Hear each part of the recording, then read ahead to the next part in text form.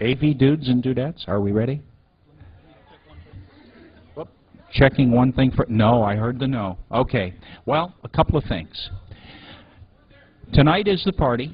Okay, I'll give you the cue. Tonight is the party. Again, please be sure you bring your ticket. You need your cocktail party ticket. We're going to have seating at 7:30. We're going to be closing maybe 10 minutes or so late, so they might need a few extra minutes, but, you know, we'll hope to be bringing you in about that time, okay? So be sure to bring your ticket. That is required. It's been an extraordinary day today. We've got so much stuff to talk about. We are floating. We are floating. And, wow. Well, this is going to be a capper tonight. Ladies and gentlemen, I'm ready if the AV crew will tell me so. Okay. Here is the presentation that you have either been yearning for or dreading. Everybody has checked their gloves and their brass knuckles at the door? No.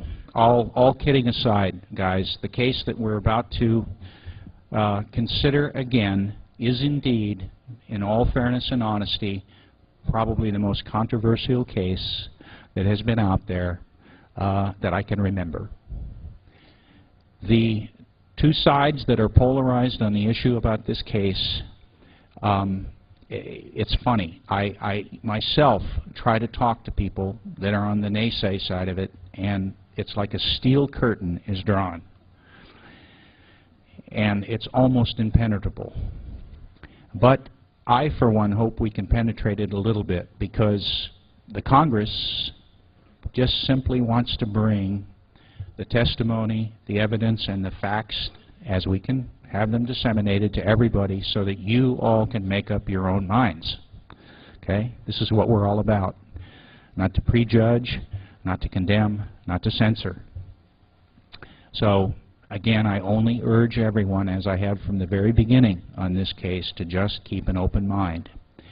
When we welcomed the group back 5.5 months ago, and they did a 3-hour update addressing most of the serious questions that had been asked about the case, many of them, it was rather astounding. It actually penetrated some of that steel shield for those that would at least listen and open their minds. And tonight, we're going to get yet more evidence and verification. So, Dan Irea is going to begin, and I'm not sure about the order from there, but then we have Dan McEvoy, we have Robert Raith, and last we will hear from Dr. Jonathan Reed. And guys, even that, many people will say, shh, oh, doctor, no. Well, you've got to listen to the 3 hours of evidence that was presented 5.5 months ago, because, guys, this is Dr. Jonathan Reed. I'm sure of that now.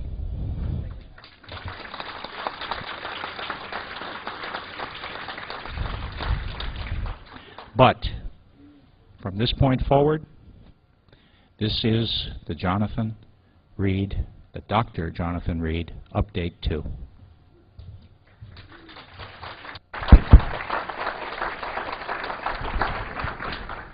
Thanks, Bob. I think what I want to say first is I want to really thank Bob Brown and Terry Brown, because without this forum, I don't think there are some organizations that purport to be truth seekers. Well, the only ones I've seen so far that really come through on that has been the UFO Congress for me. Now, I'm not involved with MUFON. I really don't know or understand the organization that well, but I have been here, and I'm impressed with what Bob's done. He's allowed us to come and talk, and the most amazing thing is he's really doing this for you people, not for us. He's trying to give you an opportunity to judge for yourselves, and that's all we really want, is to have people like you come and listen and judge for yourselves without having to listen to all the hoopla that's going on around it. Just see it firsthand for yourselves. It's very simple, and it's the right thing to do for anyone who really wants the truth. Second thing is I want to find out how many people haven't seen or heard this case. Quite a few people. How many people came today just to see this, or came to the Congress just to see this case? Quite a few hands. Sort of. We got a lot of hands I see there. That's good. I'm glad to see that. I'm going to tell you a little bit about myself first, really quickly, and then we'll get on to the more interesting stuff, not my background. My background is actually mechanical engineering and systems. If we could switch over to the PC projector. Thank you. Here are some of my credentials, because that's what people are all about, it seems. I don't know why, but I'm going to show you anyway, just so people know. I have a Purdue degree, Bachelor of Science. There that is. I worked for many different companies throughout my career. Microsoft was the one I was working at actually when I heard about this case from Robert Raith on the Art Bell program. I've worked at Compaq Computer, Apple Computer, Lucent Technologies, AT&T, doing mechanical design for consumer electronics products. Okay, that's enough about me.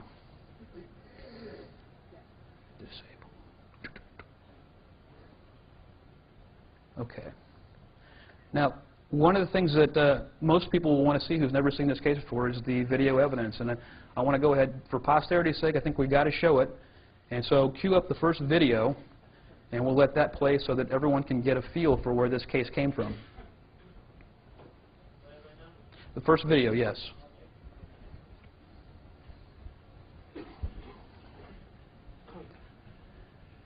Do we have audio? It's not really critical.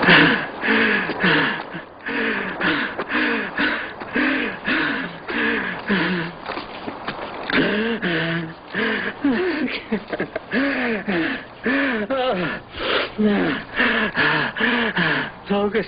Can we get the lights down up front?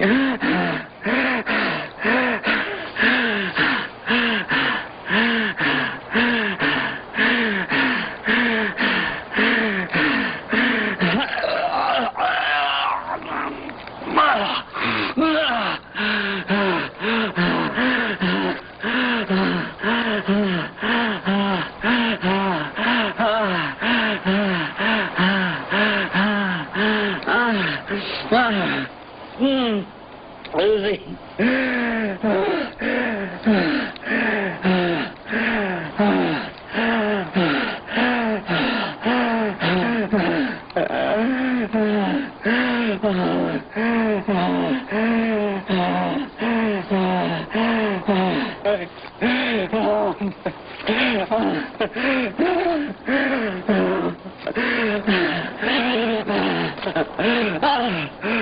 This is an electromagnetic disturbance. We believe it was caused by the obelisk, which is the black thing you'll see here shortly.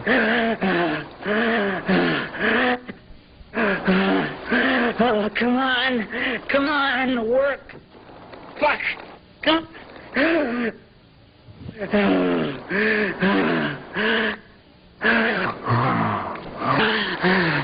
Some people said the audio didn't distort. You could hear there the audio doesn't indeed distort.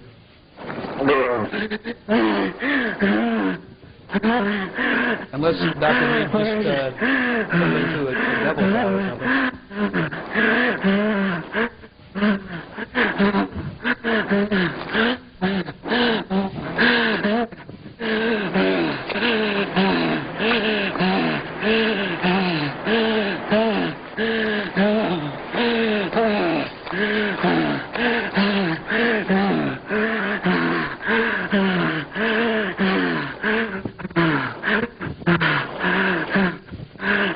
This is the black object we call the obelisk. Dr. Reed called the obelisk. Come on, work. Come on. I can't believe it. He's saying that because he can actually see in the viewfinder that this distortion is occurring. He's concerned that nothing is being recorded.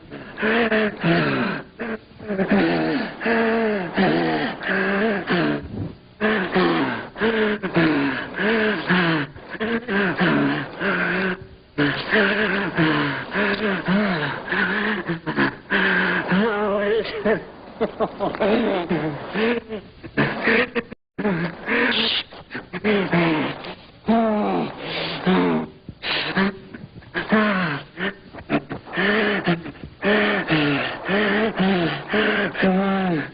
Come on.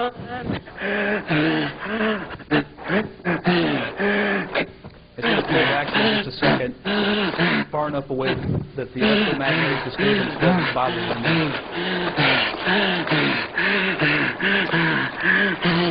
Where are you?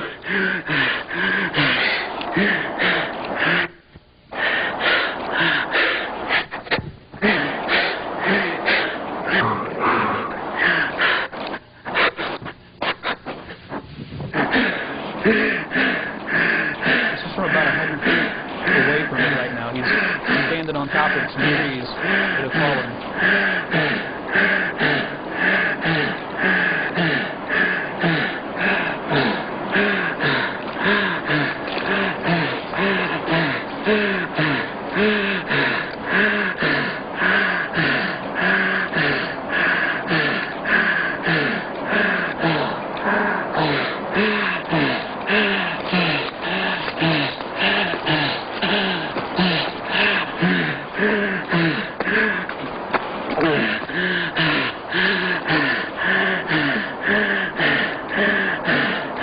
Where is it?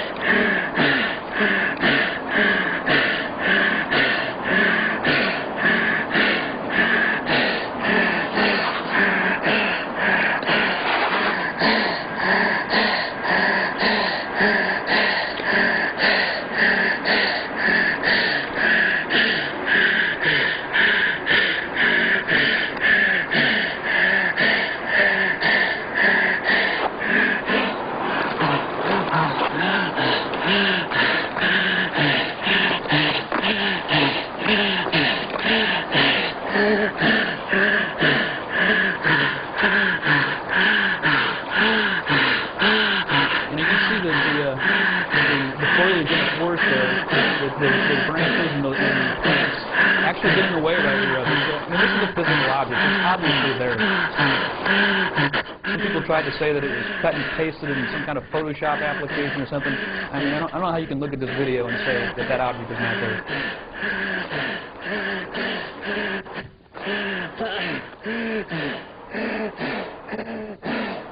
You see it?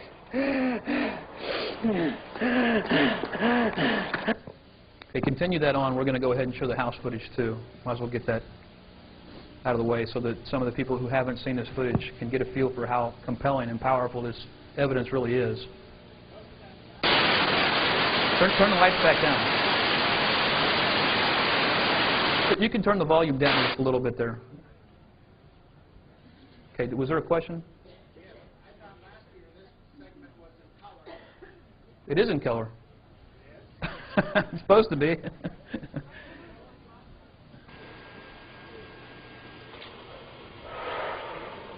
Wait, there you go.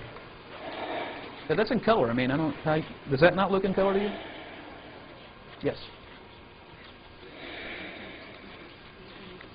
Yes, I'm going to talk about that.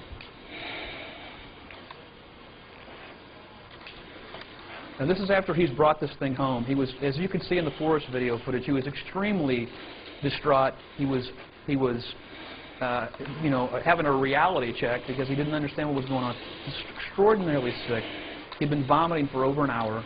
He was dehydrated, and that's why he was wheezing and panting. Plus, he was in a higher altitude, so the oxygen was thinner up where he was at. So he's running around the forest. He's dehydrated. He's sick. Well, he wrapped this thing up and decided he was going to try to hide it. Before he knew it, he was back to his car, and he ended up bringing it home with him. And this is a short time later, he decided that he was going to document it. Because he made some phone calls with some friends, and nobody had called him back. Curiosity got the best of him. He came home, got cleaned up, and then went and got this back out of the freezer that he had put it in his garage because he was afraid it would decompose. And now he's going to do a little physical examination on his own. He's either extremely brave or extremely stupid. I don't know which. At this point, he actually thought it was dead. So we'll learn later that it wasn't dead.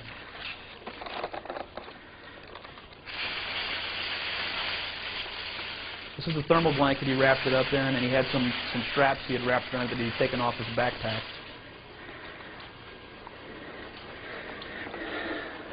Yes, see, he is blinking.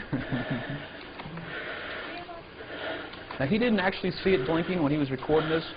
He was looking through his viewfinder and his camcorder which was a black and white viewfinder. It was about an inch square, and that eyeball probably represented about 2 or 3 pixels in that display. So it would have been very difficult to see.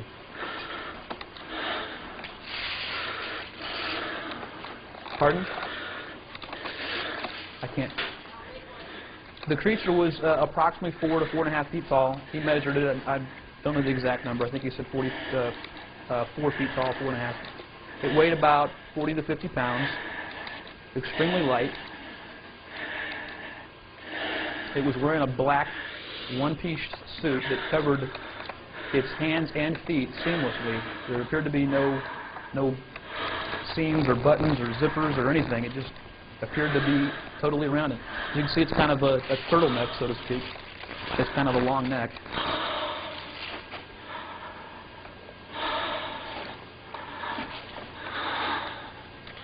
Well, we didn't have him medically examined, but I would say he had to. He had quite a headache, and you'll see that later on.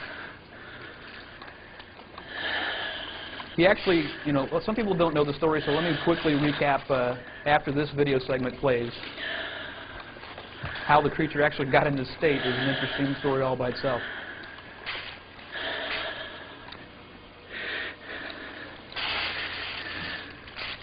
You watch the eye there as it kind of opens as he turns its head.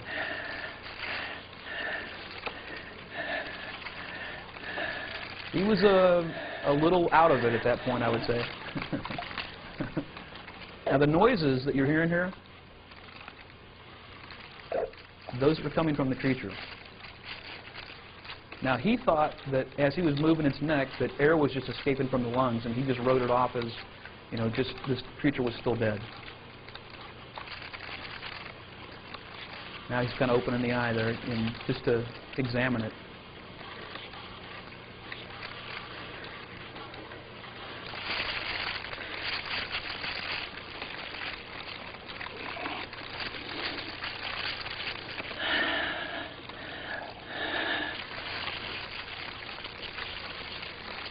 He's filming with one hand and moving it around with his other, so it's kind of hard. You can see him kind of feeling out there because his distance perspective is a little off looking through the camcorder.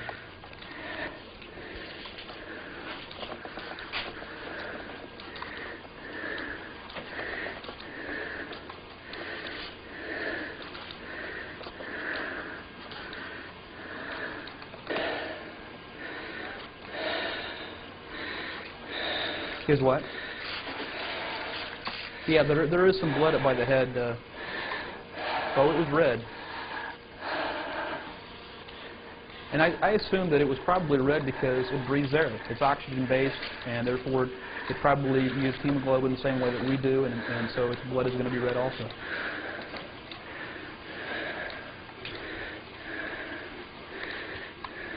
Can somebody repeat that question for me up front? No, this is the same footage that we showed. I'm just showing this so that other people who haven't seen it can see it. Some people may not have a good recollection of all the footage. Now, this is the same footage. Okay, you win. I can argue. This was filmed in October of 1996. Now, he actually had the encounter on October 15th. This is sometime that evening, late that night.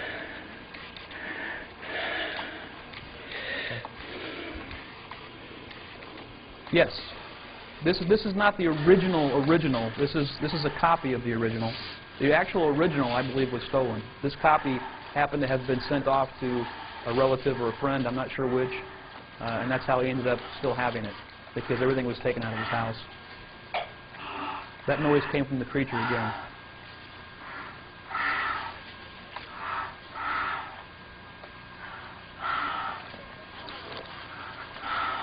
Yes, he actually has this camcorder. At some points he has it duct taped to a ladder.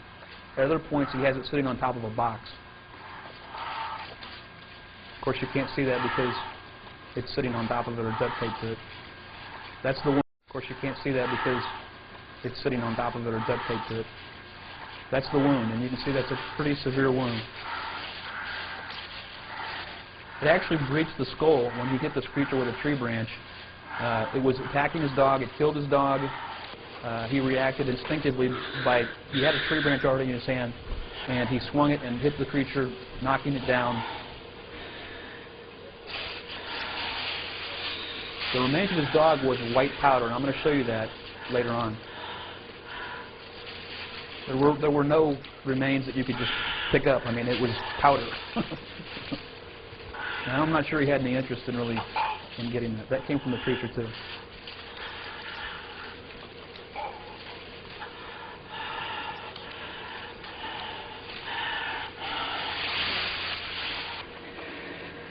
Okay, I think you can stop the video at that point. You can see the whole body is there and everything. So, you know, some people say it was just a head at one point. Okay, now, real briefly, I want to summarize what happened to get to that point, because I didn't realize there are some people that don't know that story. He was on a hike with his dog on October 15th in the Cascades east of Seattle. They were on a trail. The dog took off running ahead of him. He had a 7-year-old golden retriever. She smelled something or sensed something. She took off ahead of him, ran to the brush, disappeared, and seconds later he heard the dog in a struggle. It seemed to be a struggle for its life. And he picked up a branch thinking he needed to defend it from a bear or a wildcat. And when he broke through the brush, he came upon this creature. His dog had it apparently by the left arm. It was vibrating, apparently trying to get away from the dog. And when it saw him, it stopped and looked at him briefly, and then it proceeded to kill his dog. When he saw that his dog was in the throes of death, he became extremely mad, and he took a couple steps forward because he wasn't that far away. Plus, he had a long branch at that point, and he swung it. The creature, I wouldn't say, he said he didn't hit it full, but it was a glancing blow, but hard enough that it knocked the creature down, and it basically looked dead. For all practical purposes, he thought it was dead. I mean, he really felt that it was dead. So he wrapped it up, took it home, and then you see what he examined it. He called his girlfriend, his best friend Gary. Nobody was home, so he ended up doing this examination by himself. It's pretty compelling evidence all by itself, but we've assembled a team of researchers, myself and Dan McEvoy, and we want to share our research findings to help justify. There are some points of contention, I guess, in the research community, and we want to help clarify those things. One of the things that I want to point out, I guess initially, is, and this is just from logic, okay? And I want you people to reflect on this in your own lives. If you didn't have a degree, and you weren't a doctor, and you didn't work at a university, do you think it would be possible for you, and I assume most of you have friends and family in your lives who know you quite well, do you think it would be possible for you to lie about all that stuff, that you're a doctor, that you went to UCLA, that you went to San Diego State, that you worked for 13 years at the University of Washington, that you made all these claims, and then you went publicly with this information, and somehow we're supposed to believe that people in his past have not come forward to refute that? If it wasn't the case, then why has no one come forward to refute it? I know I couldn't do that. If I claimed I was a doctor at the University of Washington, my friends would be laughing about it, and my enemies would certainly come forward and say something about it. But nobody has, and that's suspicious all by itself. And that's just common sense, folks. I mean, apply it to your own life. Do you think you can get away with a monumental lie like that? There's no way. It's not possible. And in fact, the only people who have come forward to testify about anything have corroborated what he said. And we're going to be showing some of that. So think about that in your own lives, and I think you'll come to some good conclusions there. Now, we've also been the brunt of many attacks. As Bob has said, there is a dividing wall between the two factions, either the believers or non-believers. It appears that there's not too many people that can be in the middle. You are allowed to say there's not enough information. You are allowed to say that. It's not a black or white world. We don't always have enough information. But what we do have is we have a right to discover information and have it not be suppressed. Well, I'm going to show you some information that we did an article recently. How many people subscribe to UFO Mag or see that, the U.S. version, not the U.K. version? Not that many, but recently in one of the U.S. magazine, or the U.S. version of UFO Magazine, they did an article where they supposedly did some research, and the article was, in my opinion, poorly written, poorly researched, and I want to tell you what I did. If you could switch back to the PC projector for a moment. What's that?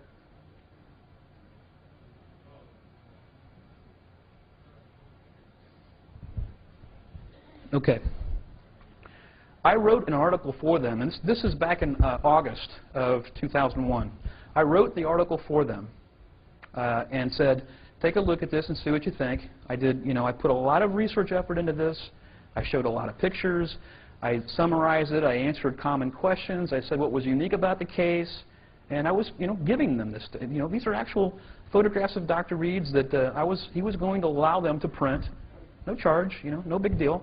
I went through a long, probably about 3,000 to 5,000 words of explaining the points of the case, why they are important, showing various aspects of the case, and they totally ignored this research, including the bullet wound. And they made a big deal about the bullet wound, and that it's not like any bullet wound they've ever seen. Well, if they had read this article that I wrote for them, they would have had answers to all these questions.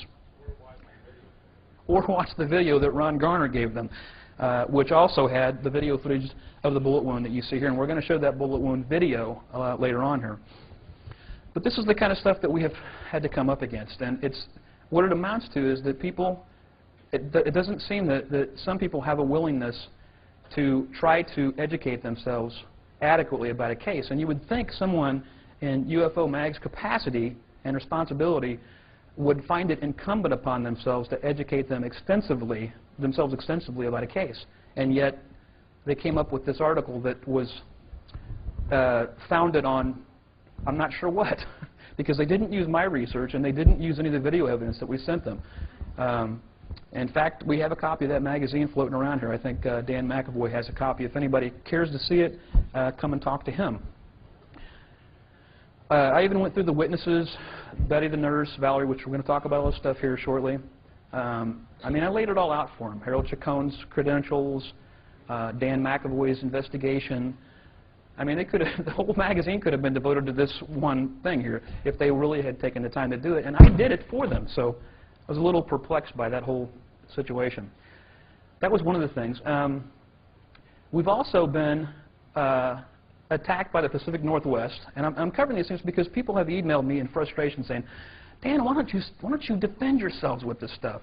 Well, because we'd spend all day trying to defend ourselves against these people. They don't have common sense. They don't really want the truth. But, I'm going to say something because I think there are some points that need to be addressed.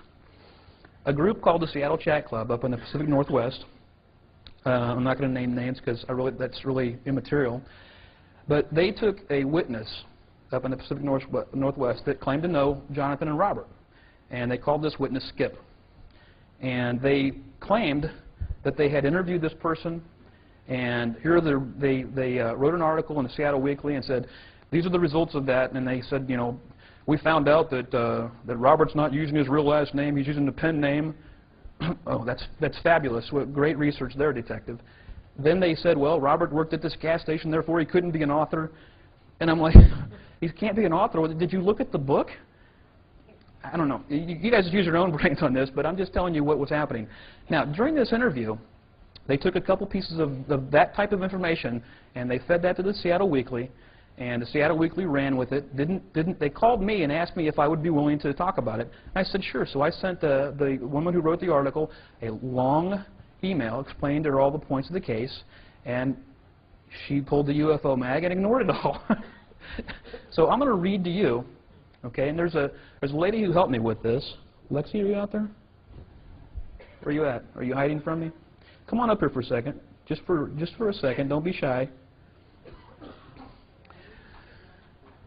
Lexi, actually, I just want her to verify that, and she's already looked at this, but I want you to hear from her that she provided me this interview. She took the meeting minutes during this Skip interview, and she provided me the actual meeting minutes so that I could see what was said and what the Seattle Chat Club neglected to mention. Okay? Okay, it's true. I was at the meeting and I took notes of the meeting. There you go. I was at the Seattle Chat Club meeting and I'm the one that took the notes while Skip gave the interview. I was at the meeting and I took notes of There you go.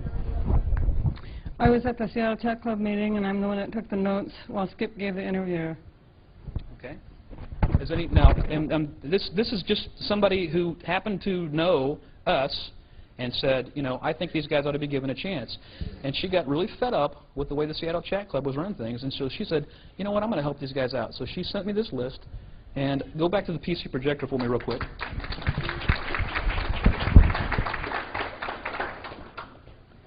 Okay. Appears that we're probably at the wrong resolution here. Let me fix that. They're nobody. Well, they used to be, they were formerly called the Seattle Art Bell Chat Club. And they were dismantled by Art Bell because Art didn't like the fact that they were not representing him very in the best light. So, I mean, I'm trying to be kind about this. Let me get this over here. Can you go back to the PC projector for me? There we go. Okay, now, what Lexi recorded was, there were approximately 10 to 15 people at the meeting. Now, I'm going to just read this to you because I'm not sure everybody can even see that. Seattle resident Skip, not real name. Skip's about 6 feet tall. I mean, she just recorded the minutes as things happen. His real name was withheld for whatever reason. He was pardon me? Pardon? Oh, yeah. Well, I'm just going to read this because I don't, even the people in the back, even if I made it larger, still wouldn't be able to see it. But this stuff is going to be up on my website, so you guys can take a look at it. And my website's aliendestiny.com.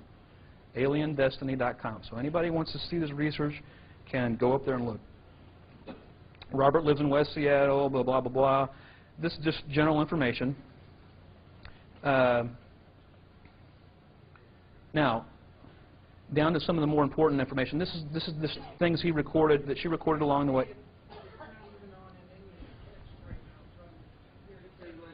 Pardon?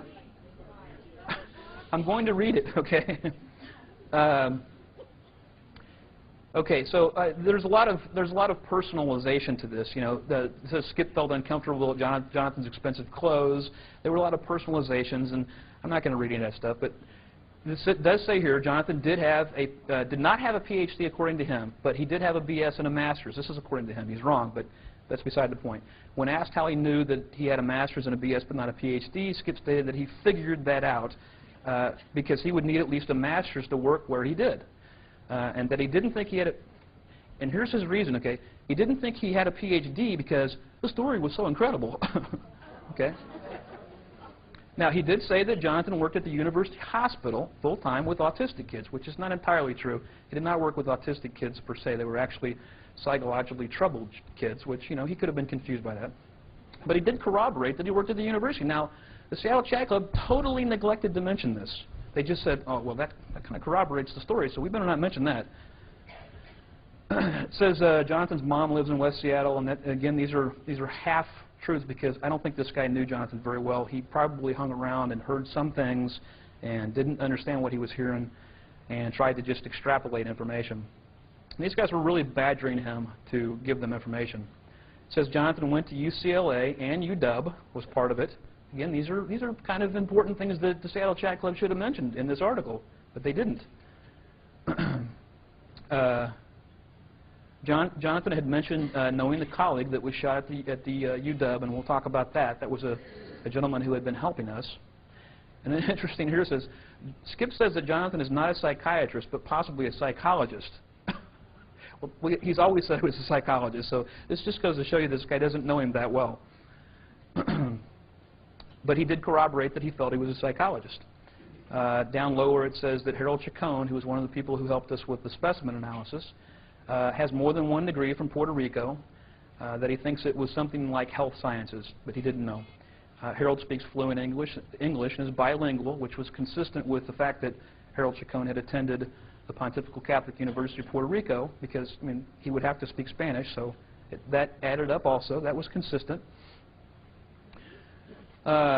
Says someone brought Harold Chacon a tissue sample, but Harold didn't have a lab in his house or a computer. I'm not sure what exactly that meant. You know, I'm not sure how many people have a lab in their house, but you know, they apparently thought that was important. Harold's degree comes from a Catholic school in Puerto Rico. And then Charlotte introduces Skip as a credible witness. So she goes through this whole thing, and she says, this guy's a credible witness, and we should believe everything that he says, but yet the only thing that they did was they found a few facts that really didn't mean anything to the case at all, and they used those in the Seattle Weekly article and forgot about everything else. This is the kind of stuff that we have to deal with every day. And people wonder why there's so much confusion about this case. It's because there's so much bad information going around there. And there are people with agendas and counter agendas, and all these things add up to confusion for everybody involved.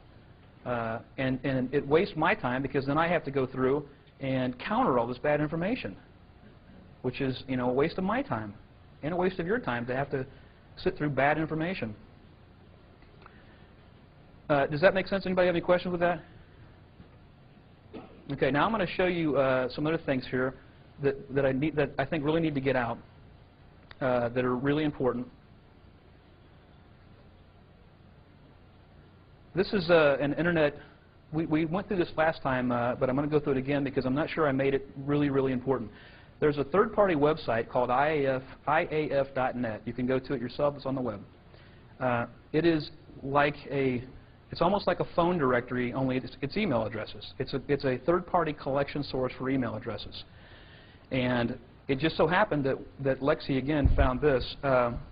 She was doing some digging, trying to find some verification of Jonathan's background, and just so happened that if you see here on the screen here, and I'm not sure if this is big enough for people in the back to see, but this says Jonathan Reed, jonathan@homer.u.washington.edu, 8/21/96. Now this came off of a third-party website. It has nothing to do with us. It's just it's a separate entity. It's just a business that collects email addresses. Now, what's important about this is 8/21/96 is a system-generated date. You can't change that. When you enter this data the first time, that date is created for you by the program that manages this database. It's not something that you can change. It's not something you can add in. It's not something you can go back and later modify. It's simply generated by the system. So at least in 8/21/96, there was a Jonathan at homer.u.washington.edu. I mean, that's clear. Now, people ask me, well, how do you know that that was an employee and not just a student or whatever? Well, if you go down here a little bit further, I explain that. What you find out is that Homer is actually a faculty and staff server for the University of Washington.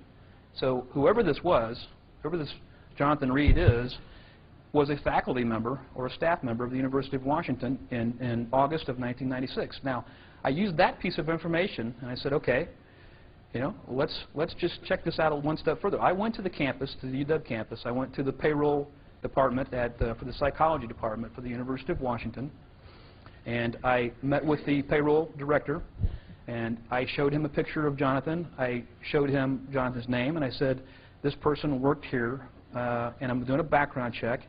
He worked here from 1983 to 1996. I just wondered if you can give me any information about him. Well, he did several searches, and he came back and said, we don't have a Jonathan Reed, a John Reed, a Jonathan Reed under any spelling in our database as having worked here. So, well, that's interesting because this email existed in 1996. There's no doubt about that, and it was a Jonathan Reed. Regardless of, some people have noted the spelling was different, but there are many spellings of Jonathan, or misspellings, I should say. Some people have spelled it with an O, some people with an A, and you know, I think even if you look in the brochures for the Congress, it's spelled with an O. It just gets confused on a regular basis. The important thing is that there was no Jonathan under any spelling, which can't be, because here it is on this third-party site that we have nothing to do with at all. Okay? Now, later on, I went back and we did an email update, and somebody had destroyed this information, but I just wanted to show you something because it's important to note here. Remember I told you the system date is generated by itself. Now, anybody wants to try this, they can go to the IAF.net site, and they can go to this registration form here. Try to change the system date, I dare you. You will not be able to. And you can see that when this was changed was April 2nd of 2001. So whoever changed this at that point in time changed it then, and there's no way you can change it. So to me, that's pretty significant evidence that that Jonathan had an email address at the University of Washington, and that somebody has covered it up. They didn't find it because this is a third-party site, Now, I'm sure that whoever did this, this what we call the dark side, went through the University of Washington with a fine-tooth comb. But they couldn't have anticipated all the other places these things could show up. And they are starting to show up. And thank you, Lexi, for helping these things could show up. And they are starting to show up. And thank you, Lexi, for helping us with that. I want to show you something, and this is something that we have never shown. Okay? This is the first time we have shown what I'm going to show you today, in this picture today. Some people don't believe that, still don't believe, you know, even after they see that, yes?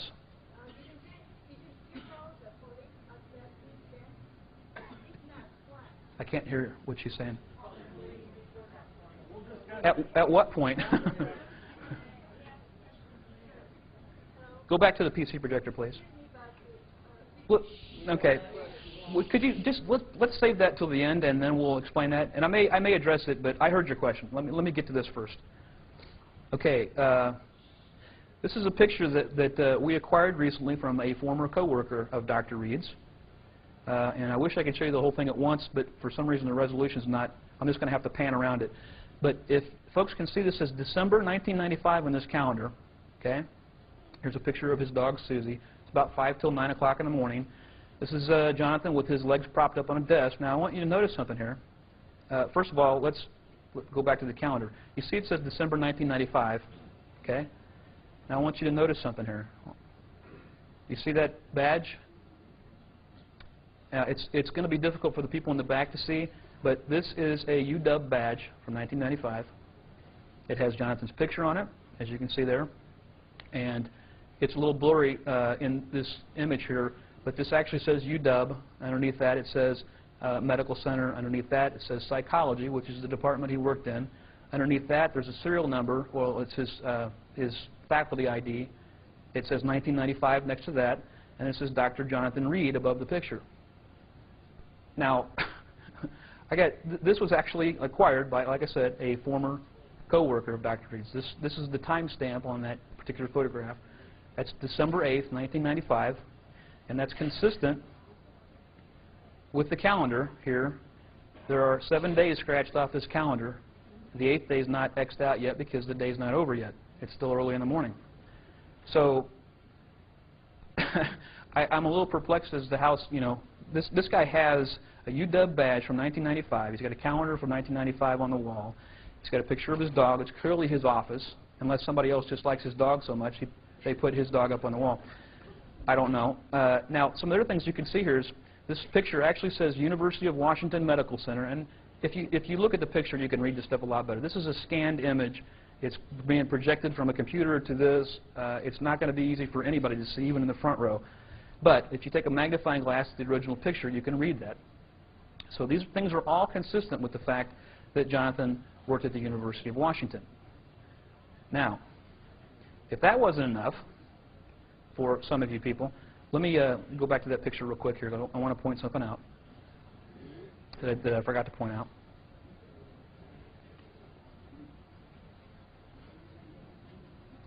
There's something on his finger right here that you won't be able to see in this picture. You can see it's there for people in the front, but I'm going to go to another picture of it so you can see it. But there's a ring on his finger there. Now, what is that ring? Well, let's just see what it is. Let's first go to this image. Can anybody see what that says there? Anybody want to tell? PhD. Thank you. Okay, let's see what this says.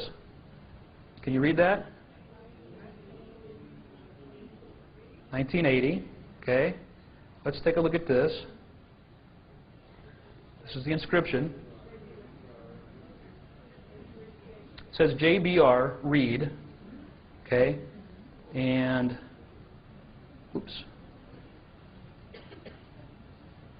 I'm going to try to get you the rest here. This resolution change has screwed me up here a little bit, but that's all right. We'll get to it. Let's look at this picture. This says the University of California, Los Angeles, and you already see on the left side here it says PhD. On the right side it says 1980. On the rear inscription it says JBR Reed, and that's the ring that he was wearing in that picture. That's his class ring from UCLA, his PhD class ring. So now, if that's not enough for y'all, remember Jonathan said that he went to San Diego State, and that's where he received his teaching certificate in 1996 or 1976 rather. And so we're going to show something here. This is another first photo that we're showing. Does that guy look familiar to anybody? Let's take a look and see what's at the bottom of this. Can everybody see May 76 there? This is a picture of now, unless somebody thinks that Jonathan rolled back time, made himself 30 or 40 pounds lighter, much younger, and donned a graduation outfit, and then time-stamped a photograph from May of 1976. This is consistent, again, with what he has told us. So, you know, there are still people that, you know, they're just not getting it, you know. We're just going to have to keep slapping more of their faces with this stuff, I suppose. I don't know. These are, does anybody think that these are important? I mean, does this corroborate the case well? I mean, anybody think it doesn't help corroborate the case? Okay, that's a good point. Dr. Reed, when this all happened to him, shortly after it happened to him, all of his records were expunged. His electronic records from the University of Washington. As I explained, remember, I went to the University of Washington payroll department, and they said there was no Jonathan Reed that worked there. Well, all of his academic credentials, his work credentials, his bank records were all expunged, gone. Who would want to discredit him? Gosh, I don't know. You stumped me there. Okay. Let's go on now. I think I've given people some things to think about there. So let's move on to something that I think is incredibly important, and I want to make sure we get this in. Roll the second video, the videotape labeled number 2, and it should say blink.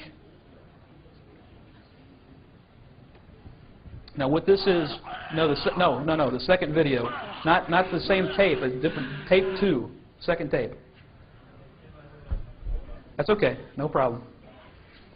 What we're going to see, we hooked up with Jaime Maussan, as some people might know. Jaime did a presentation partly on this case at the International MUFON Symposium in Anaheim, California. And this is one of the things that he produced as corroboration for this case.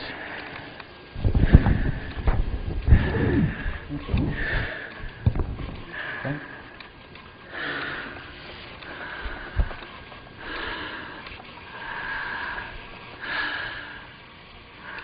Is this the second tape? No. Take that tape out and put tape number 2 in. Okay. Make sure it's rewound, please. In any case, we gave Jaime Maussan, who, other than Art Bell, is the only one who has copies of this original video evidence. It should have a 2 in the little rectangle on the left.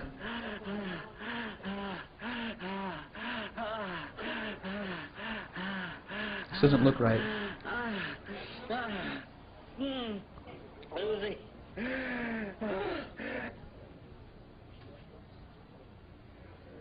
No, that's the analysis footage. That's like tape 3 or 4. Hang on, let me... Hold on, folks.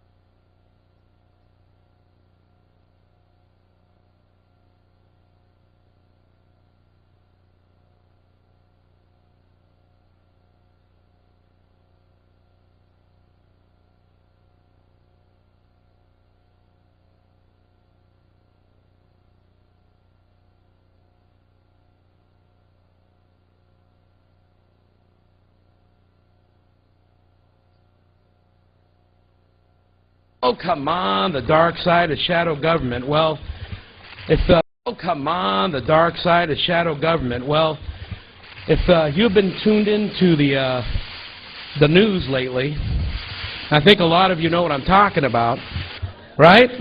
Okay. So, once again, verification. But what's going on is now they're just going to make it okay.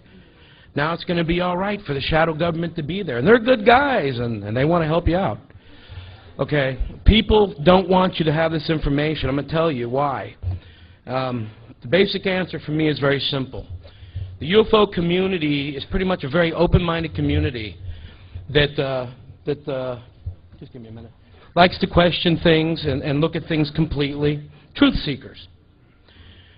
Now, the government would love to hide a lot of things that are going on. So what they do is they make you guys look like the fringe. They're crazy. They wear Vulcan ears, nanu nanu, all that kind of stuff. Live long and prosper. And they've succeeded for the most part. But now more and more people are beginning to listen. I had a gentleman come up to me, he's here, and he said, God, you know, I never believed in this stuff. Never, you know, but I heard some of these other speakers and you guys on art, and you're talking about a shadow government. And I'm watching the news. And I'm sitting there, and I have my, you know, my Coca-Cola in my hand, and my wife's with me, and all of a sudden I'm saying, and in case of the collapse of the government, we have a new group that will take over, the shadow government. He goes, well, the Coke never made it to my mouth. Okay. I'm going to turn it back over to Dan. Thank you.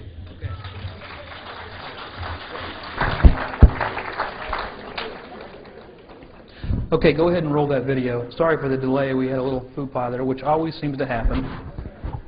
Okay, lower the lights too, please. Okay, this was produced by Jaime Maussan, as I said. Now, is there any doubt in anybody's mind that they're not looking at a creature that's blinking its eye there? Can you see the eyelids moving and closing and the pupil in the middle? And I mean, I don't know how anybody could look at that and see anything different. This is a little closer even still. You can see the slitted pupil. I mean, it's, you know, some people try to say it was light reflections. Well, it can't be light reflections because the camera's not moving. I mean, it's basically stationary. I mean, but to me, it's clearly a blink. There's no way around it. Okay, keep that going for a second.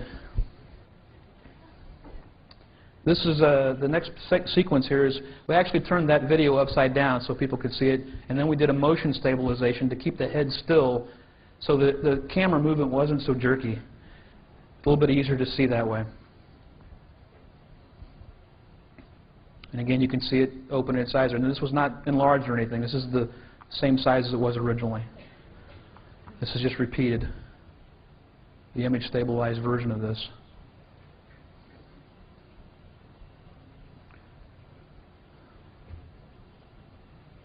And the whole scene's changing because we tried to keep the head stable, so that means everything else had to move.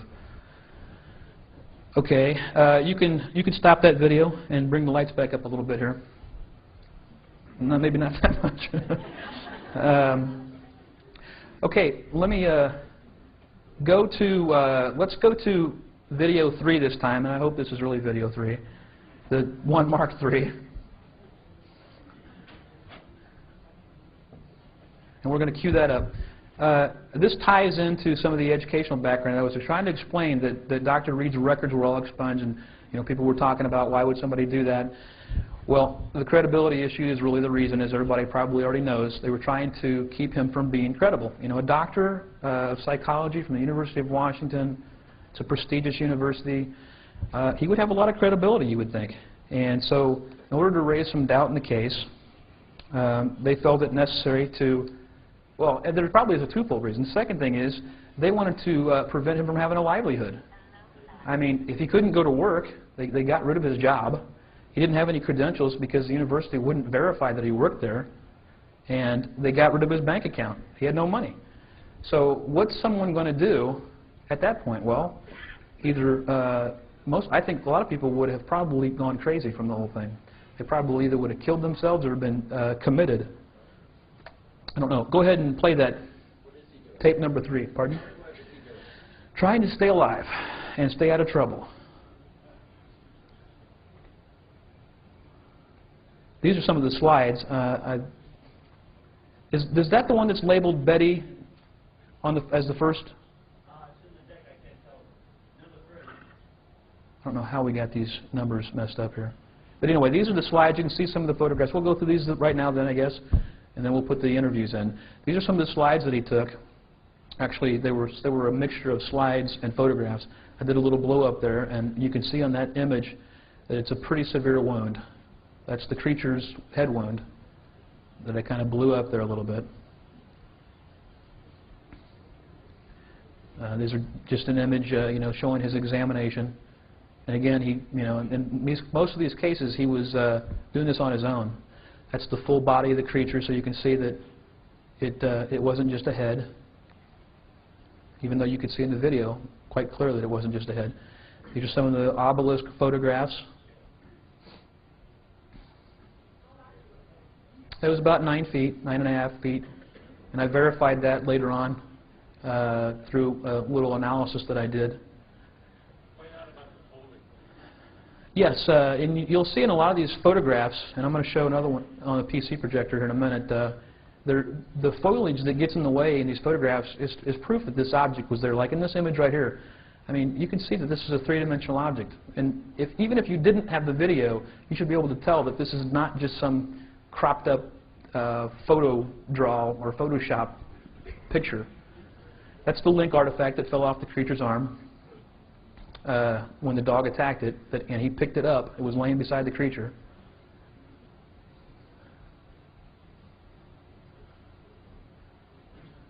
Okay, go ahead and stop that and put the one in that says Betty. It should say Betty, Valerie, PCUPR.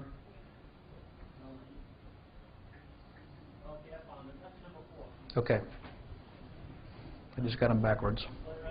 Yeah. What I was going to say before these slides came on was these are actually testimony from people that Jaime Maussan's group interviewed. Make sure we got audio. You need to rewind it if you don't. Locally. Yeah, rewind that back to the beginning. This particular person is a lady named Valerie. She was the loan officer for Jonathan at his bank that he banked at. And when Jaime Maussan got involved, Jonathan allowed him to interview a couple people. This is one of them, and we're going to see the next one in a second. Probably 20 years I was a banker in various aspects of banking, locally and not locally. You were able to meet Jonathan Raith, Dr. Jonathan Raith, long ago. Could you let us know how was your relationship with him? Sure. Jonathan was about 15 years ago, about 1985, and I hadn't been at the bank very long, and that's where I met him. He was a doctor. He was working in university, as far as we know. Yes, he was. And over the years, I did a lot of transactions with him as I moved up in the bank. Loan payments and deposits, and he always had a good account. He had a lot of money. I wouldn't say rich on the comparison of a lot of clients, but he had an obvious doctor's income. But no, he had a substantial amount of money in the bank. But it changed suddenly somewhere in time. Could you remember that? Could you let us know? Oh, I can never forget it. As I said, I had worked my way up in the bank, and there came a day when we were called into a meeting, and we were told that we didn't know him. If anybody asked about him, we never knew this customer. And of course, in banking, there's a huge confidentiality anyway, and so we thought, you know, doctor, maybe it was a suit. Of course, we wouldn't talk about it. No, we didn't know him. That's strong. That was the order. There was no ifs, ands, or buts. And I went to check his his signature card. I knew all his paperwork, and I knew none of it was there. Nothing. It had been there the night before, because I had been looking at loan payments and when they come due, and I knew he had one coming due. And oftentimes we did a phone transaction to automatically transfer. And just prepared, and it was all gone, everything. And I basically got in trouble because they said he didn't exist, and I said he did exist, and you know what was going on, and this was against the law.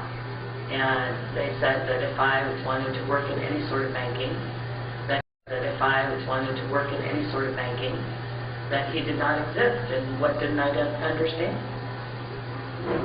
Who are these facts? Did you wait? Bank president. I mean, all the senior, the branch manager, the president, directors, we're all in one room. Dr. Reed was a favorite among all the tellers. I mean, he came in and he would often bring his dog, because we gave dog biscuits out to dogs in the pilot. So his dog Susie loved coming to the bank. He couldn't drive anywhere near the neighborhood, even if he didn't want to make a transaction. We all loved Susie, and you know, we invited him for our holiday parties and our open houses. We often collected toys. You know, he could get us to do anything. Collect toys for the kids at the holidays, come serve at parties at the holidays, and suddenly, nothing. He didn't exist. We were to ask no questions. We were to never talk about it. And it would be instant, not only dismissal, but don't try to find a job at all. So after a while, and he had considerable fun in the bank. I mean, he had anywhere from $83,000 to $85,000 at any given time. Where did it go to? They just disappear. They're federal laws. I mean, money can't just disappear. Accounts, signature cards can't just disappear. You know. No credit card, no check account, no nothing. Nothing. No loan payments. He never had a loan on the books. And I went all the way back. I mean, I had filed those papers. I knew all the readouts. Nothing at corporate. And that's when it kind of came to a head for me, because I went to corporate and had somebody check the what's known as fiche, where they do a micro picture of it. Nothing. He wasn't there. No Dr. Reed. So when I went back, I took on the bank. I mean, I let them know that I knew they were lying. And I'd be glad to come forward and say that. And I would go forward with a suit, because what they were doing was illegal. They were angry with me, I was angry with them, but there wasn't a lot of power playing, and suddenly they were forthcoming with part of Jonathan's money, about half of it. I was still angry, and I said I wouldn't settle for that. But he wanted anything. He had nothing to live on. And so I got a check for him, and very soon thereafter, the bank and I parted ways. And it was very obvious to me that I had stepped on some toes, and I became very concerned for my own security, physical security. Did they cause problems to you? Absolutely. Absolutely. I mean, they called my home and told me to shut up. They told me I would never work again. I was terribly afraid. I mean, if they wiped out his existence at the bank, and they wiped out his existence at his work, you know, if he could disappear, I could disappear. So I left the bank. Why you weren't able to give the number before? I'm afraid. I know Gary's gone. I don't know where Gary is. People that Jonathan worked with, that he spoke of, one day I pick up the paper, they're dead. So, yeah, I'm afraid. There's no hesitance in supporting Jonathan or believing Jonathan. That 110%. Okay, keep going. We're going to roll to the second video. This is an interview with Betty, who's a former nurse of Dr. Reed. She worked with him for 5 years at the University of Washington. My name is Betty. In the same department. I worked with Dr. Reed at one point in time back in 1996. I worked with him for about 5 years at the University of Washington Medical Center. He was very professional, very concerned about the children that we had worked with. Ran everything in the office by the book. I think in October of 1996, Jonathan came into the office, and you could clearly see that something had happened to Jonathan. And within about a week, Jonathan no longer existed. His office was cleaned out. The nurses on his staff were reassigned to other positions in the hospital, and were told, as far as we were concerned, that Dr. Jonathan Raith did not exist. He never worked at the University of Washington Medical Center, and it would be wise for us to adhere to that thought as well, otherwise we would no longer be working. Who needs it? The director of the child psychology unit that we were working with, and nothing was ever discussed. I mean, when his office was cleaned out, it was cleaned out. And there were no questions asked, no questions answered, and that's just the way it was. And it was like he was just completely and totally railroaded right out of the hospital. And the project that we were working on was closed down. The patients were sent to other doctors in the hospital. Were you able to speak with the other colleagues there at the hospital to talk about Jonathan Raith's case? We were all advised not to speak about Dr. Raith, not to speak about him, not to speak, to anybody within the hospital, outside the hospital, whatever. Management had decided that Dr. Raith did not exist, and they were very clear that as far as we were concerned and as far as our job security was concerned, we'd never heard of it. In any moment you were doubtful about the Jonathan experience? If there's something to be doubted, then why did all this happen? I mean, why was he railroaded out of his career? Why was everything shut down? Why was everybody told, he doesn't exist? And, why were we told that, that we never knew of him? And to think that somebody could experience something like that and be completely and totally wiped away from, from his existence. And I just sat back in just total bewilderment as to how it could possibly happen. And happened to Jonathan, knowing who he was and his career and how professional he was at it and how, serious he was about, what it was he was doing and the research he was doing, the children he was working with. And it's like, everything about Jonathan was completely and totally invalidated.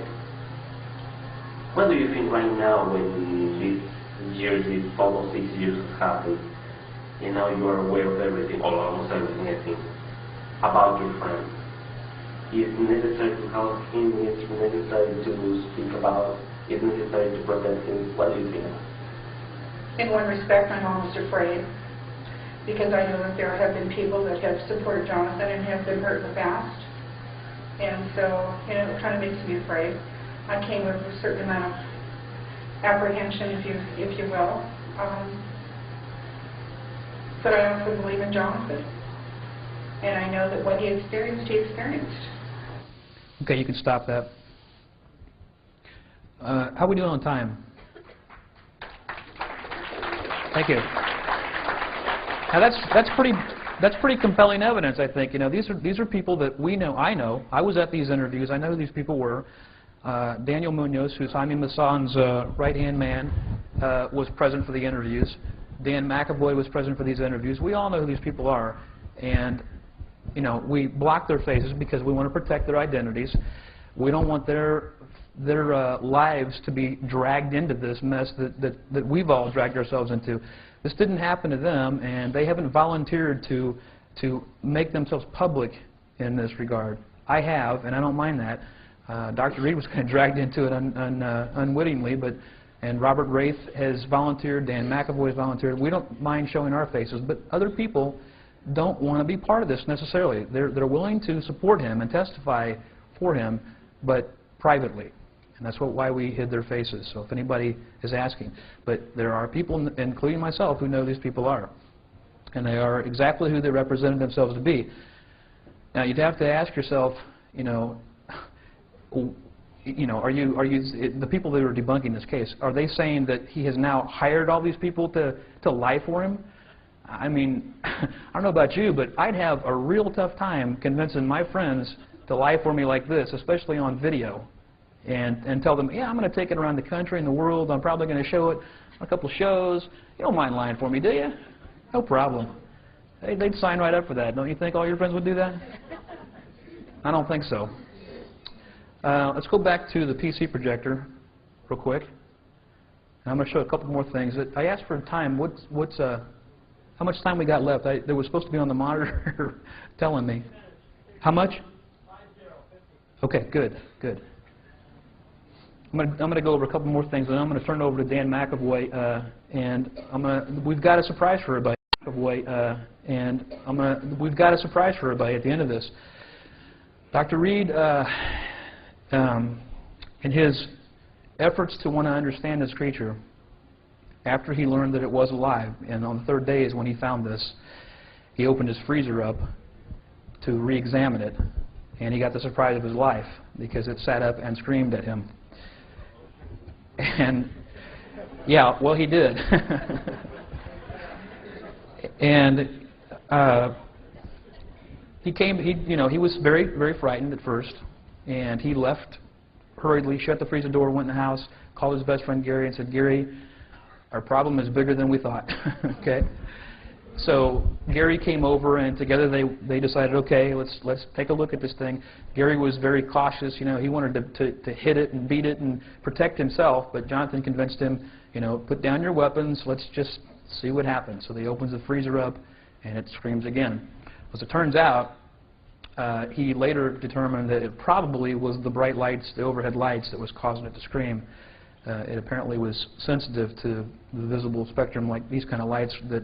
It's I think, a nocturnal creature, and it probably was extremely sensitive. And I think that's one reason why some of these creatures are seen with black eyes, because they have some kind of membrane over it to protect their eyes from bright lights. That's what I think. I don't know for sure, but I think some of you people who saw the alien autopsy video, they pulled these eye coverings, these membranes off their eyes, and they looked like sunglasses, only in the form of a contact lens. Well, then I must be right. You want to switch back over to the PC projector for me real quick? Thank you. Okay. Another thing that I think is really important to verify that this creature is organic and alive, other than just the blink video itself. This picture was taken by Dr. Reid, and it just so happened that it produced the red eye effect in the photograph. And as most people know, anybody who's taken, just about anybody who's taken photographs, family photographs, whatever, when you have a flash that's close to the lens and you take a picture of somebody, it's a common problem. You get red eye effect. And I think, and it also happens, though, when you have a bright light source that happens to be at the right angle to be reflected off the retina and directly into the lens of the camera. And that's what happened in this case. And as far as I know, only organic creatures show the red eye effect. If this had been some kind of mannequin or rubber dummy or whatever, this effect could not have been produced. So, and just so you people can see that it does happen. I'm showing here that you can see it happens in animals too: cats, rabbits, dogs, as well as young kids and adults. I mean, it's a common occurrence with organic creatures, no matter what they are, animal or whatever. So I think that lends a lot of credibility, again, going back to that photograph, to the fact that this was an organic living creature. This was I think one of the earlier pictures taken, and again, Dr. Reid didn't know early on that this creature was alive. It unfortunately surprised him in that regard. In any case, after he got through with the initial shock of this creature being alive, he went back out to his garage and decided that maybe he could communicate to it in some way, shape, or form. So he opened the freezer up and he let it crawl out.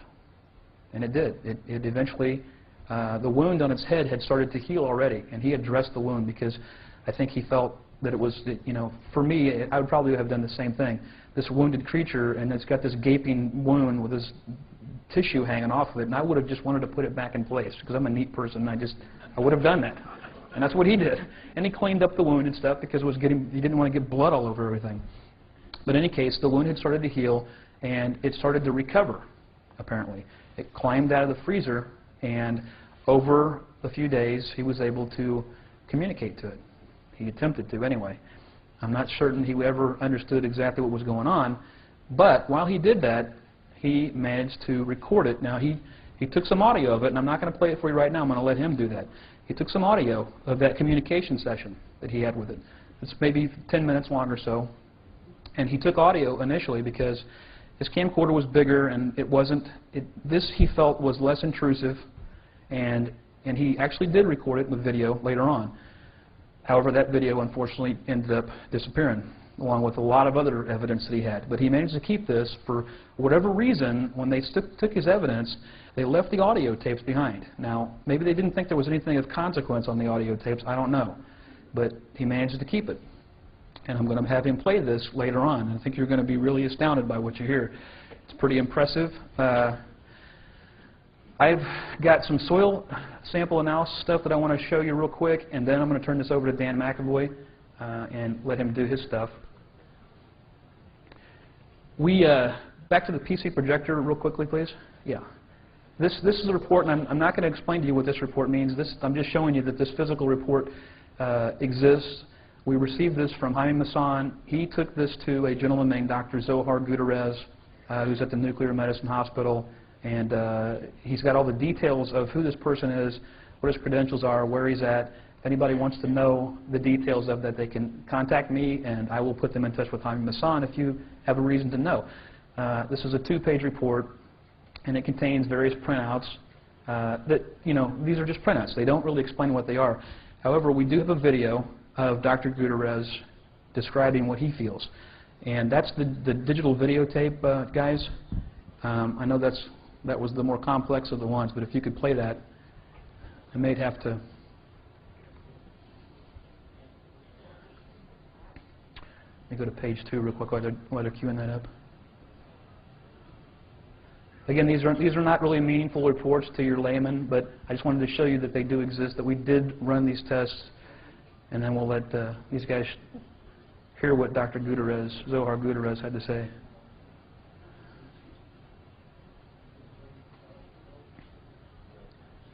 One other thing I want to mention is that the investigation process is not a point in time. It is a process. A lot of people think you can just dump this stuff out all at one time. Well, we don't have the resources or the manpower or the money to do that. It's just not possible. Thank you. Turn the lights down real quick, please.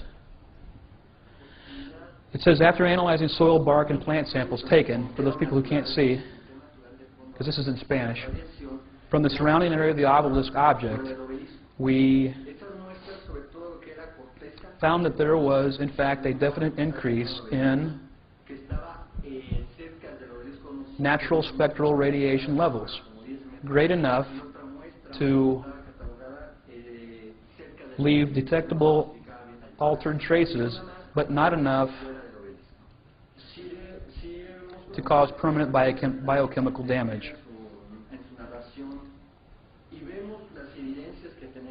Except for sensitive plant fungi. Interestingly, we also found high concentrations of natural elements such as copper, zinc, and gold.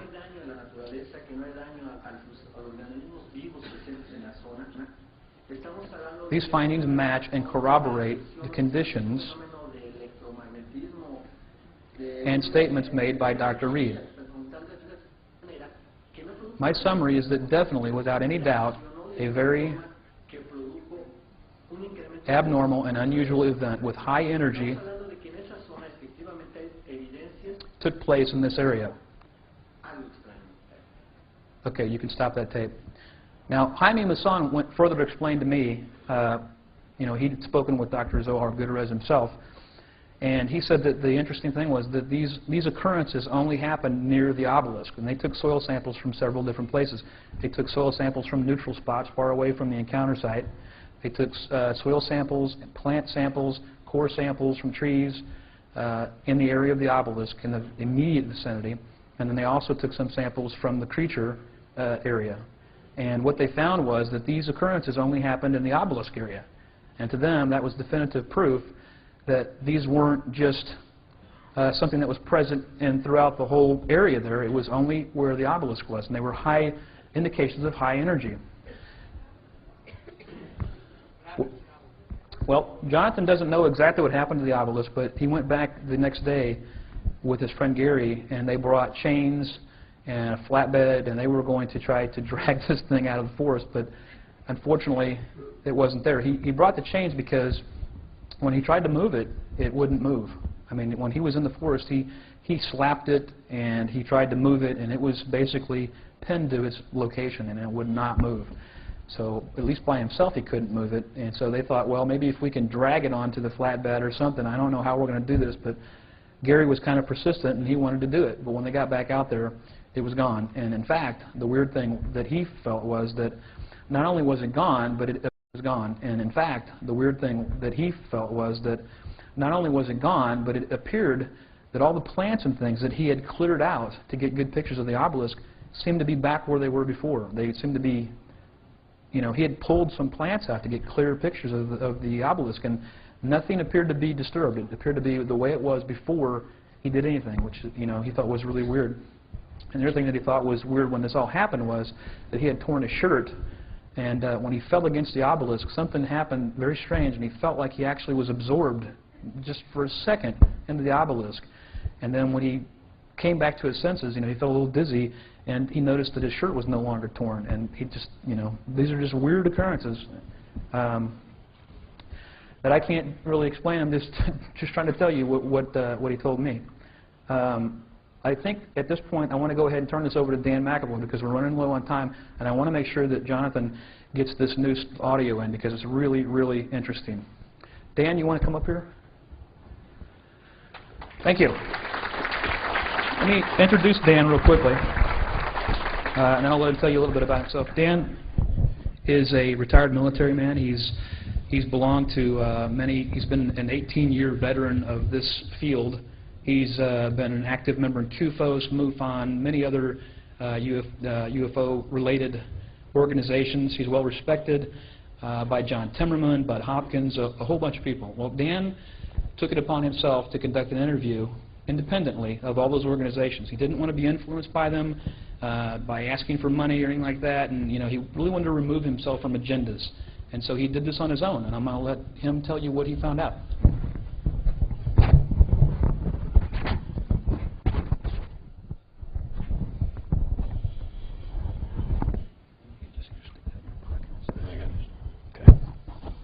Hi.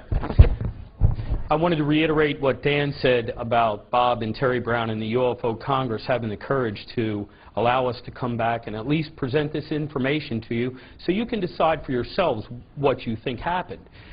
I also want to thank you all for coming out here and taking the time to listen.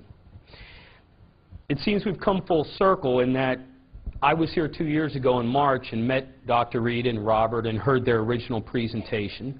I had followed the case on the Art Bell show, but I wanted to see for myself what he had. As someone who has spent a lot of years in looking at this phenomenon and really being a lifelong pursuit, I'm most interested in contact cases, contact experiences. And this is one of the few cases where a contactee actually came back from the incident with a body of evidence. No pun intended, but a body of evidence. There was photographs, there were videos, there are pictures, there are audio tapes. So I felt like I had to get in, and Dan and I took it upon ourselves to make this an investigation, some of which we did jointly, some of which we did together. Thank you. Thank you. I came to Dr. Reed and I said, look, I'm willing to do a fair-minded, open investigation of your case. You've got to be fair with me. Give me your witnesses, complete access to your witnesses, access to your evidence, your videotapes, your audio tapes, whatever he had, but most importantly, to my access to himself. So I've spent the last 2 years observing Dr. Reed in many different settings and situations. This is a circumstantial case where a lot of, if you look at certain single pieces, they seem fine, but then you put it all together and you've got a great mosaic of a contact experience. There was also an extraterrestrial artifact that was brought back out from this encounter that Dan had shown the pictures of, the link bracelet. It's a silver bracelet. It's about this wide, wrapped sort of around your wrist. And this device has the ability to teleport an individual, perhaps to another dimension, another place. Something that was manufactured somewhere, but not here on this planet. The device also allows for contact with extraterrestrial biological entities, described best as beings of light. I had the personal experience of witnessing this event. We have also had this artifact examined by reputable scientists, to include a member of the Ames Institute of NASA. This case presents us with a Herculean challenge. If we accept the reality of the encounter, then we have to examine our current paradigms and realize that these might be inadequate. We can also study the case for its importance to contact and realize as well that this case has been a lightning rod for reports by other contactees. Just in the past 2 years, I've gotten many, many reports, fresh reports of sightings and contact experiences. And a fair number also reports seeing a similar creature or a similar structured craft as to what he saw in the woods. In fact, just as an example, I had a gentleman who lives in Maryland. He's in his late 60s now. He related a story to me when he was a child, that he saw the exact same creature on his father's farm. And it stayed with him for 50 years. So I think that there's two things that are important. One is that we provide an open and hospitable atmosphere for those who've had experiences to come forward and tell them. Because the downside of that is, as they have tried to do with Jonathan in this case, is to try and keep you inside, and you don't want to come forward and tell what happened to you. Because look what happened to him. His life went to hell. So, you know, I think that's what's important. I hope that, if nothing else, you all come away with an open mind. I hope you come away with more sympathetic, but not in that term, more sympathetic towards contactees and their experiences.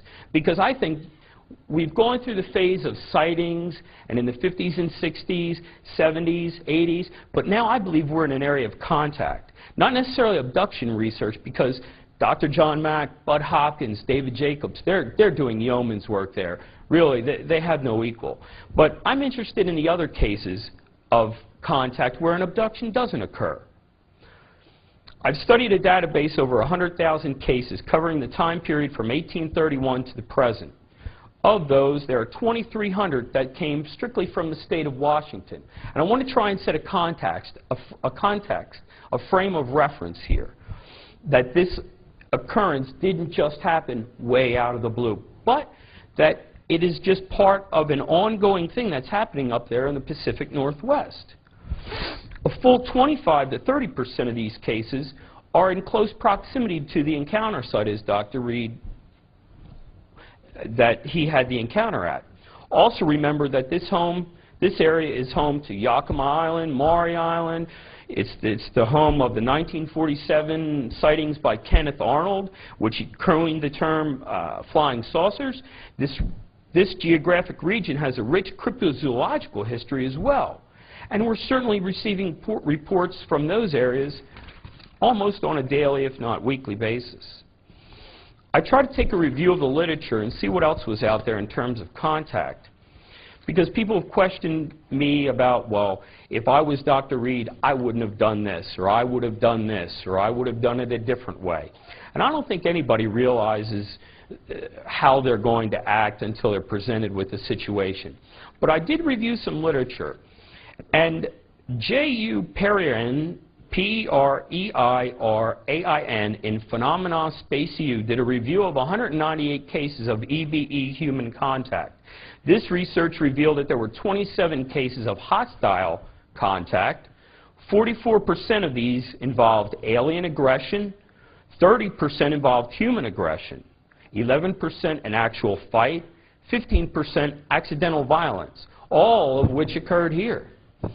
In 1980, M. Moravec studied the physiological reactions to close encounter events from Australia. The results were as followed, all again which reported by Dr. Reid in his encounter. 70% reported fear, 15% curiosity, 9% amnesia, and 7% anger. There are hundreds of documented instances of UFOs that do something that provokes aggressive behavior. In his book CE5, Richard Haynes reports on 59 cases of overtly hostile human behavior. Amy Michelle said in 1958 that the visitors never display fear under any circumstances. And George Fawcett wrote in Clear Intent when confronting UFO occupants, and George Fawcett wrote in Clear Intent, when confronting UFO occupants, bone-rattling fear and blind panic become the order of the day. I say that just so that you can understand that some of Dr. Reid's actions may not, at the time of the encounter, seemed reasonable or rational, but something seems to take over when there's contact. I'd like to take a second and review some of the physical evidence that Dan had talked about. There was an analysis of the entity's blood and tissue. Blood and tissue samples were taken. They were taken to the University of Washington, given to a pathologist to study, and no one knew but us, and us meaning myself, Dan Irid, Jonathan, and Robert, who these two individuals were. But we knew early on who we were working with. I had an opportunity to speak with one of them during this initial process, where they were doing the initial analysis. It had some beginning reports, but it wasn't complete. And the way he explained it to me was that the blood and tissue analysis seemed to suggest that the creature was some sort of human, or human genomic and reptilian genomic.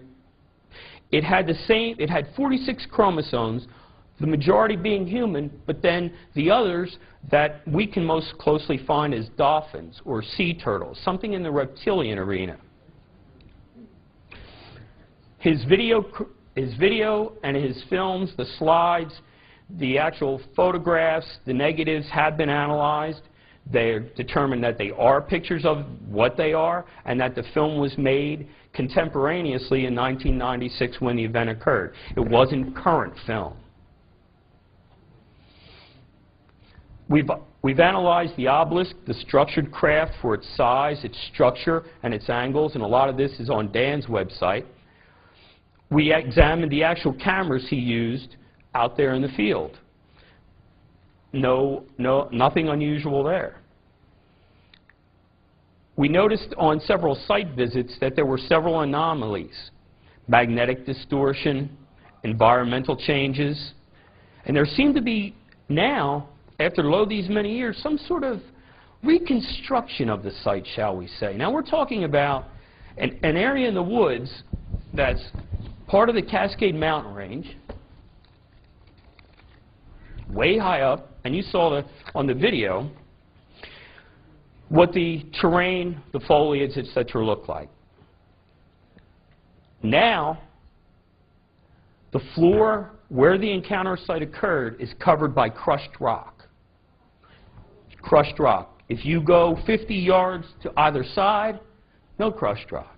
Right where the encounter occurred, floor of the forest is all crushed rock. And this is out of the way. I mean, you really have to drive a while through the mountains, and then you come upon it, and it's sort of there it is. Out in the middle of nowhere. There are no houses. There are no buildings. There are no people. But someone has erected fiber optic cables all along the perimeter of the encounter site.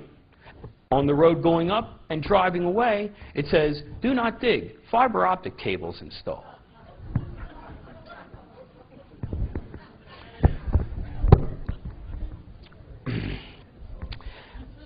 Dan has already relayed to you about the eye and the facial movement that Jaime and his folks did so well, and Cole Lawson did so well for us.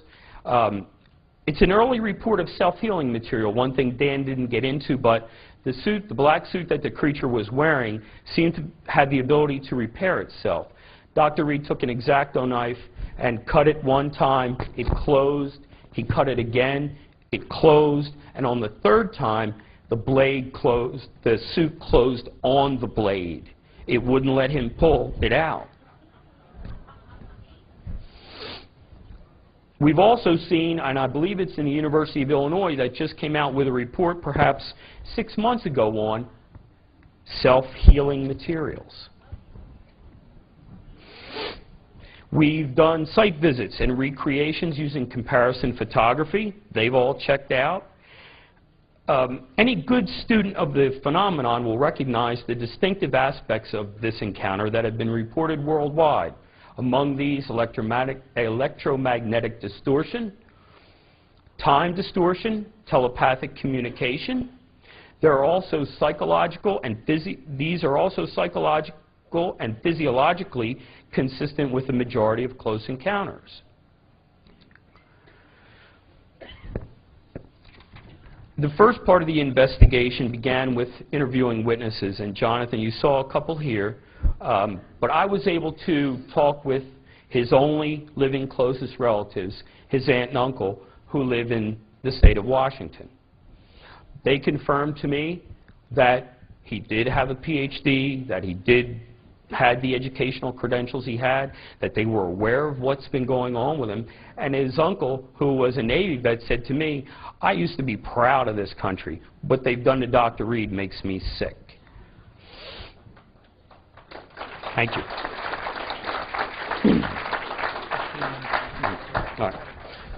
All right, I know we're running short on time, but I'll give you a couple little snippets other than that of the people I talked to. I spoke to a professor, and let me back up a second. These interviews were conducted in these people's homes. I wanted to see the settings in which they lived. And Jonathan's aunt and uncle, their home, had pictures years ago of him, of the dog, of his friend Gary, and virtually correlated everything that Dr. Reid had told me.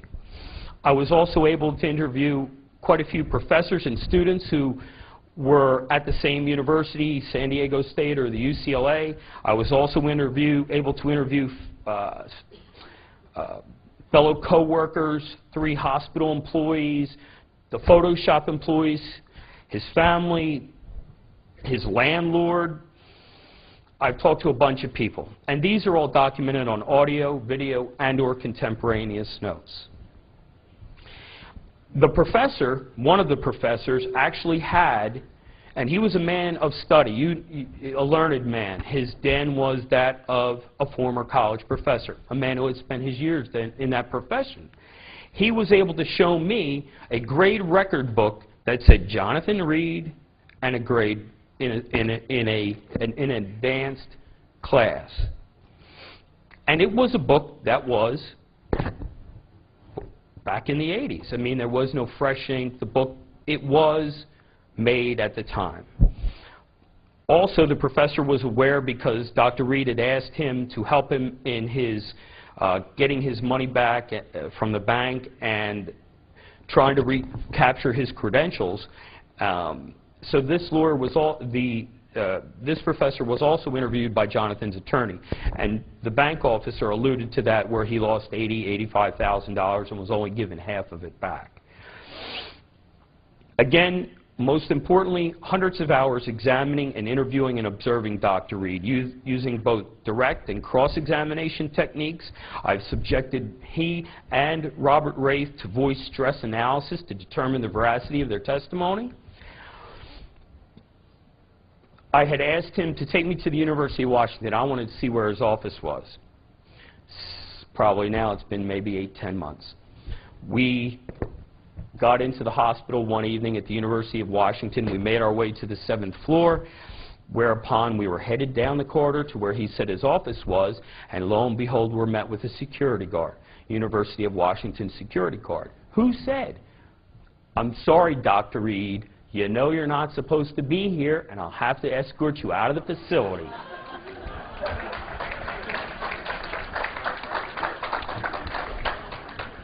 Thank you.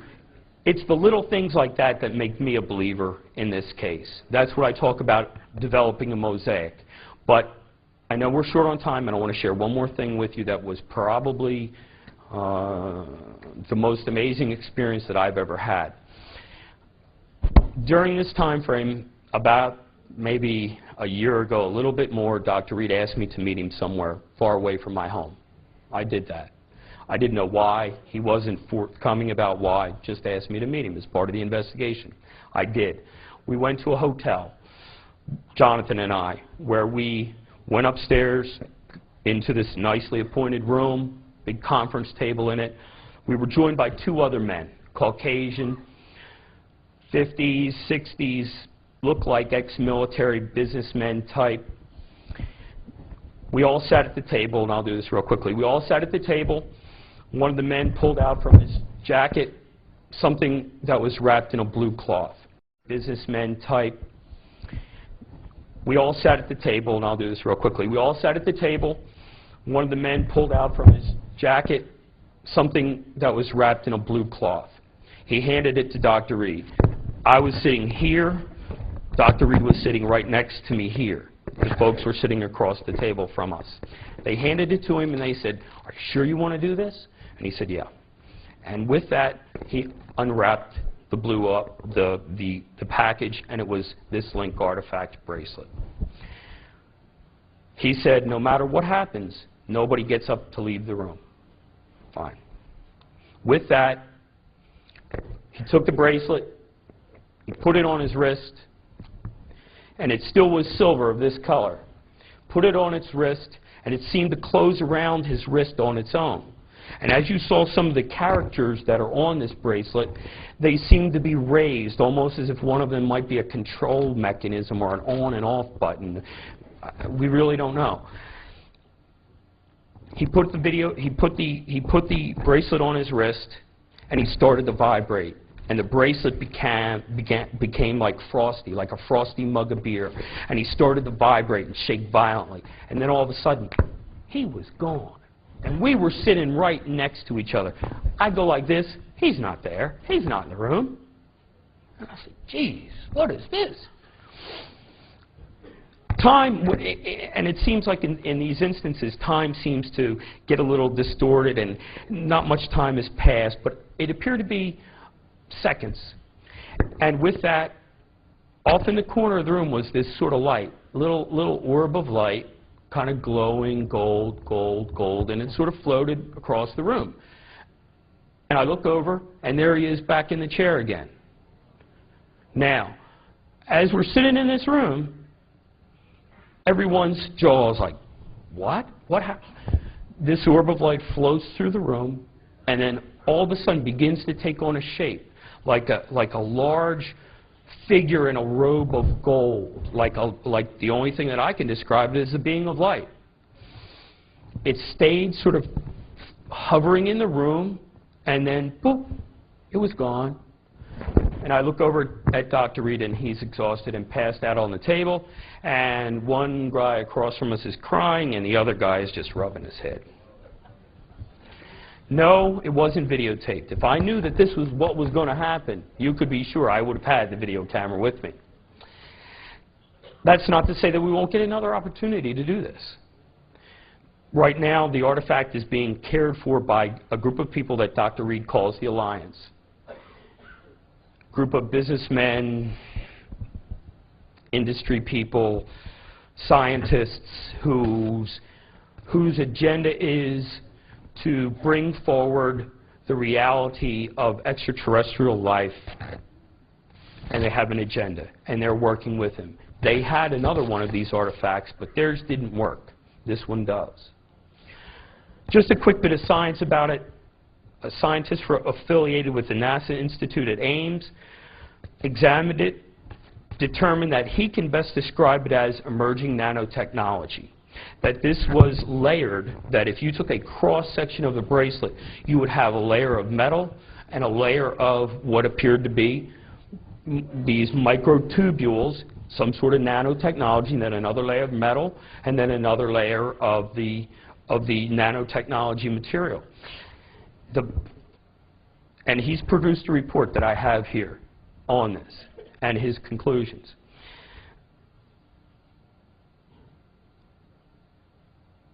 So I think that it's some type of biomorphic or bioelectric device that it has 3 pins underneath it, and it seemed when he put it on his wrist, he sort of grimaced like as if these needles poked his skin. And that seems to how it interfaced with his nervous system. After he came back and the bracelet was off, he had, you know, like 3 little welts, you know, on his wrist, where they were, and of course, a couple days later they had passed and disappeared. But I'm uncomfortable talking about that because I'm still trying to be very objective and open-minded, and I've never had an experience myself. So I really don't know how to wrap my mind around this yet. There's so much more. I just think we're running short on time, Dan. For the whole thing? Then I'll be around till Sunday. Feel free to come and talk to me. I'll answer any questions that you have. I'll show you some of the evidence that I've got, the reports, etc. And with that, thank you all very much. Thank you.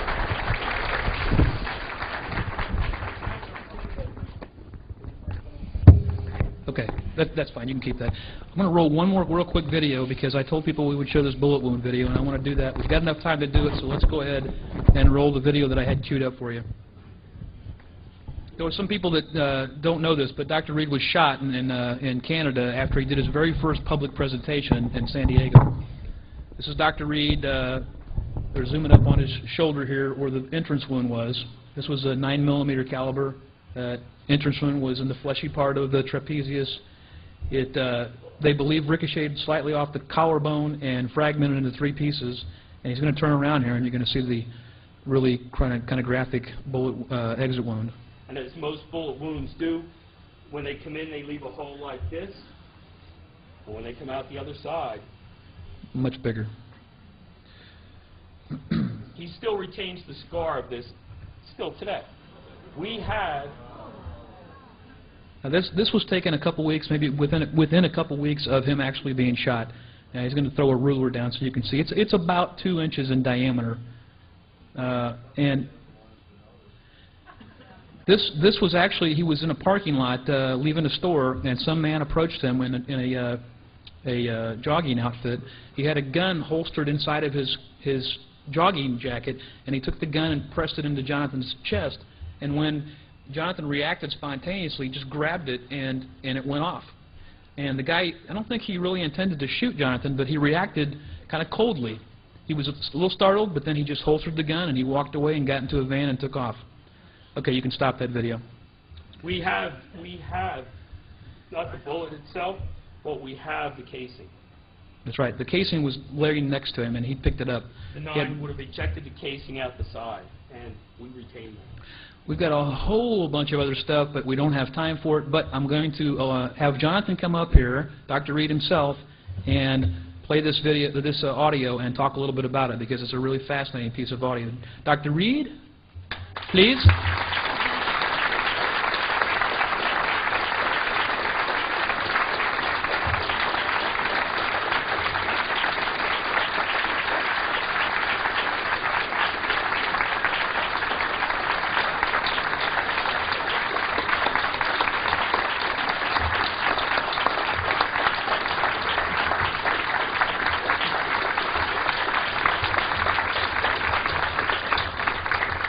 Thank you. Anybody want to give me a job? No, I'd just like to say, first and foremost, thank you to all of these courageous people who have saved my life and given me back some meaning and some integrity to which was taken away.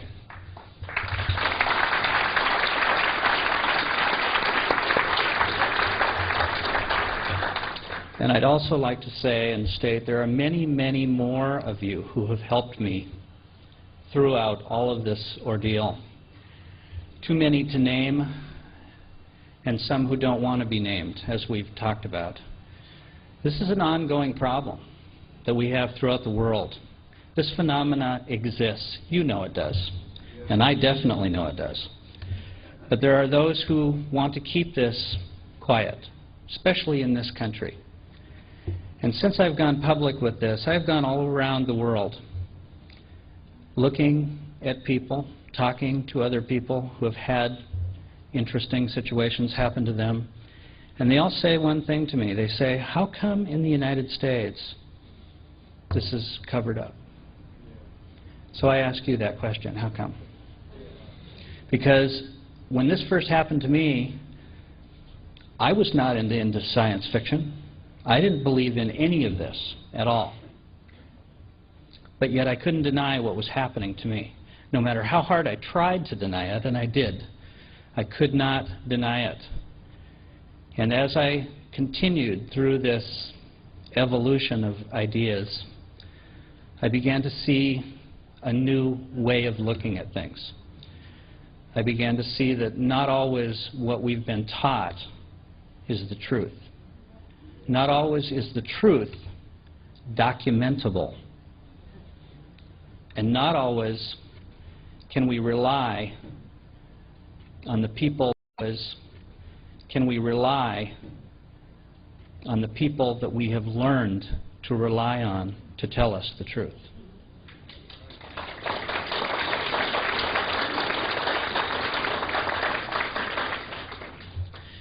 One of the things I think we all need to realize, and this is something I've continued to say from the first time I was ever here and the first time I went public, is this is not about me, it's about all of us. We have the right to know what's going on in our world, not in this country or Mexico or Sweden, but in the world. This is our home. But we share this home with many, many other creatures. And I've learned that this creature that I found also shares this space with us from time to time. And I think we need to accept that, and we need to welcome it, even embrace it. I've had to learn to make this part of my life, and it's been very difficult. But I now accept it as another neighbor. And I think most of you who believe in this phenomena agree. It's just part of our life. I don't think the government needs to hide this from us any longer, because we know they're hiding it. We know the truth is coming out. It is being fractured slowly. The lie is being fractured, and the truth is coming out. The new information about Mars, about the water on Mars, about the artifacts that are on Mars, about the civilizations that basically used to live on Mars. Maybe our ancestors. I've seen these pictures. I've seen the real pictures. It's undeniable. But how come nobody else has seen it? Isn't this part of what we pay for? I think so. We need to work together. We need to quit fighting among ourselves. And we need to realize that there is a higher superiority out there that is more intelligent than we are. That is not a speculation. That is an absolute. We need to realize that on the food chain, we may be at the bottom. And maybe we need to be a little more generous with who our neighbors are and accept them, bring them into our lives, and start realizing that it is part of our world. All I can say, and I know we're short on time, is that everyone who has helped me has put themselves in great danger at times, at great risk for character assassination and physical harm. There have been many people hurt and killed to help me. This is not a fantasy. This is a reality. These facts exist. This is not something I made up. This is not something they made up. This is the truth. I challenge you to do one thing, if nothing else, to keep an open mind, hear what you heard today, which is only a fraction of what these guys have done. I mean, it would take 10, 12 hours to give you the full Monty here. But I challenge you to think about this, to think about other cases, to read the book, the little black book that I wrote. It's not a textbook. It's not Shakespeare. But what it is an account exactly as it happened to me. How I didn't know what to do. How I didn't know where to go with this information, and how many mistakes I made, and how my life fell apart because of those mistakes. What I can say to you is we need to be smarter. We need to accept people who have had these contacts, like I have, and embrace them, because they are damaged goods. Our society makes them feel like they are worthless most of the time. I have started a foundation in Mexico with the help of the Mexican government and some very, very special dedicated people to give people like me, people who have been contacted, a place of support. This place is called Mariposa Center, which means transformation, like the butterfly. This will give all of us a chance to have some dignity back in our lives, which we greatly deserve because we have been through a lot. But we also have a lot to share. And if you guys would give us the time, we'd be more than happy to share it with you, as long as you treat us with respect. And that's what I've always asked, and that's the only thing I have remained. We need to treat all of these people with respect. I thank you very much. God bless you. Oh, you want me to play this? Okay. Hold on. Here we go. One thing, as you know, I squirreled away a lot of evidence. And I have slowly brought out some more of it as time passes. I did a lot of things wrong, and I did a lot of things right. This is one thing that you need to hear that no one has heard before. Ever, yet. Ever in public. This is me in my garage with this creature, who I spent days and days with, who I videotaped, who I photographed, and I recorded it on every means I could. And I have some of that left, and Dan wants me to play that for you, so we'll try it. Not going to hurt you. Okay. Want some water? I can give you some water.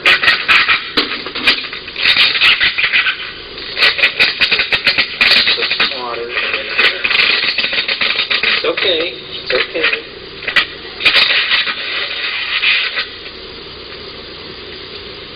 It's okay. I'm going to put some water here. Not static, that's the creature. That's it.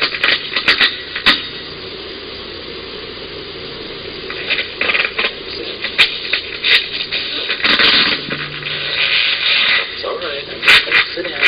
Just sitting down. Set the water down.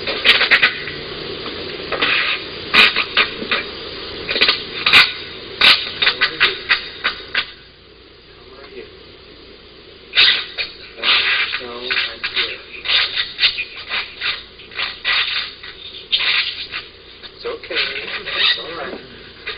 Just relax.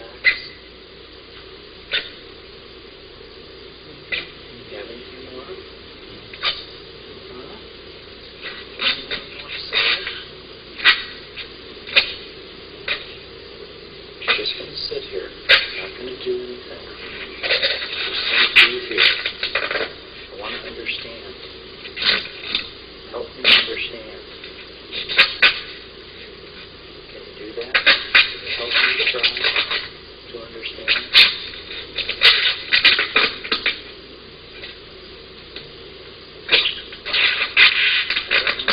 I don't know what you want. What I can do for you.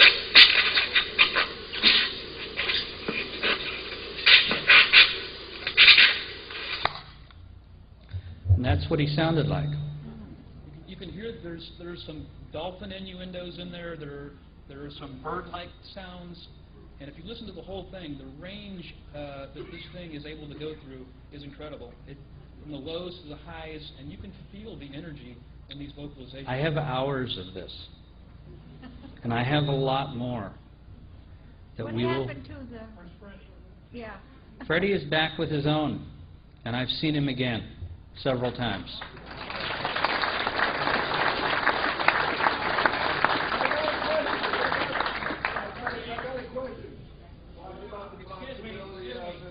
Guys, if we're going to do questions, we have to go to the questions mic, number one, if we're going to do questions. Number two, we have a very big time problem because your party is scheduled to begin in 45 minutes. No, hold on. Hold on.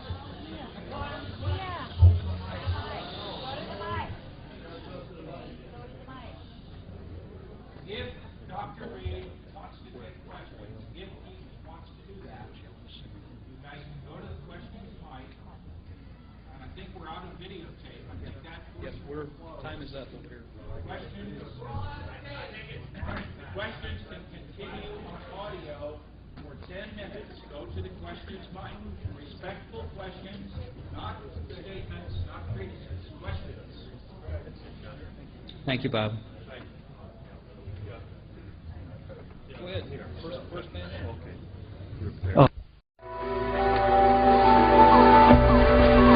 This is the link artifact. This is what so many people try to say doesn't exist, or simply is a figment of someone's imagination. It has symbols across the front of it. This is what I found in the forest in 1996 when I first encountered the creature or the alien. I believe that it's some kind of bioelectric